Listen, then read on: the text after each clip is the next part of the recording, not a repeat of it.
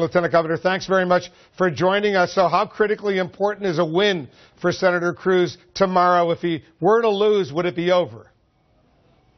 Well, first of all, he will win Texas tomorrow, Wolf. I don't set expectations, but I can assure you he will win Texas. I've talked to probably 4,000 people over the last month or so in speeches around the state, and everywhere there's solid support for Ted here. And, Wolf, here's the key. If Donald Trump is to be defeated, it has to be a two-man race between Ted Cruz, not Marco Rubio or anyone else, but Ted Cruz and Donald Trump. Our polling and other polling shows that if Ted were out of the race, 75% of Ted Cruz voters go to Donald Trump. So the race, and there's this big movement, Wolf, from the establishment, well, from Marco or John Kasich.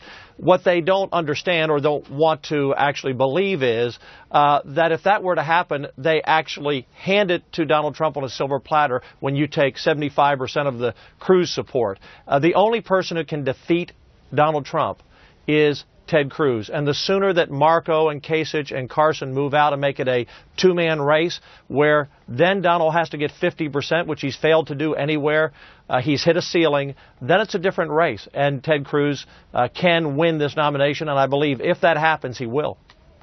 Because Rubio is presumably going to stay in at least until March 15th. That's when his home state of Florida has its primary, and Kasich is going to stay presumably until March 15th. That's when his home state of Ohio, those are two big states, a lot of delegates in Ohio and in Florida, they're going to stay in. So you've got a divided up competition that's going to continue, at least for the time being, against Donald Trump, right?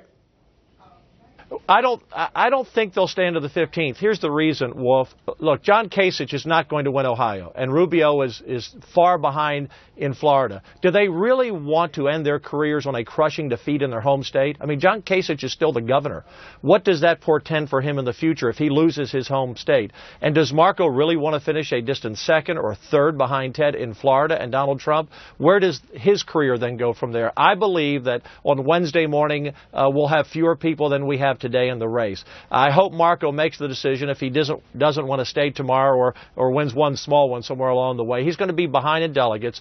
I hope Marco makes the right decision for the party, which is the right decision for the country. And that is, let's have a two-man, mano-a-mano between Donald Trump and Ted Cruz for the nomination. Because if you wait till the 15th, if you're Marco or John Wolf, if they wait till the 15th, then Donald has a chance of winning winner for all states with still under 40% of the vote. You have to put Donald in a position where he has to break 50. That's the position that our party needs to be in if we're going to take Donald out.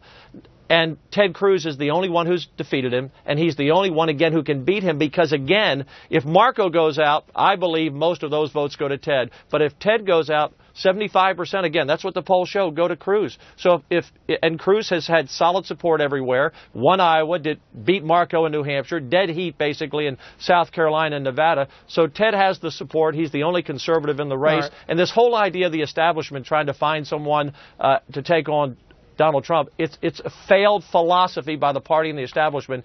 Ted Cruz is the only guy who can do it, and I believe Ted will have a good day in Texas tomorrow. One quick final question, Lieutenant Governor, because a lot of your Republican colleagues out there across the country are saying that if Donald Trump were to get the Republican nomination, they wouldn't be able to vote for him for President of the United States. If he were to get the Republican nomination, could you vote for Trump?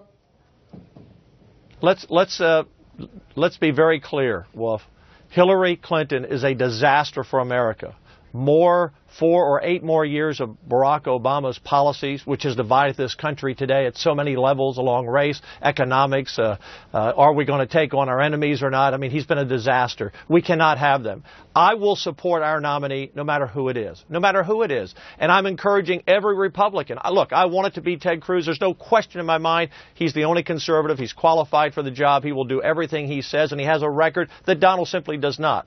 But if Donald Trump or Marco or any of the candidates are our nominee, I'm going to be in, as we say in Texas, money, marble, and chalk to be sure that we defeat Hillary Clinton. And you see this a lot, Wolf, and I've been in a lot of campaigns myself, in a tough statewide campaign in a big state like Texas, and people get fiery at the last minute, but it all comes together afterwards. And let me say this. if and when I believe Ted Cruz gets the nomination, if we can get the other members out, I expect the Donald Trump people to support him just as well, and the Marco Rubio people and the establhlishment. All the Republicans have to put all this gamesmanship aside and come together. Yeah. That was the pledge all the Republican candidates made months and months ago. All right, Dan Patrick's the Lieutenant Governor of Texas. Lieutenant Governor, thanks very much for joining us.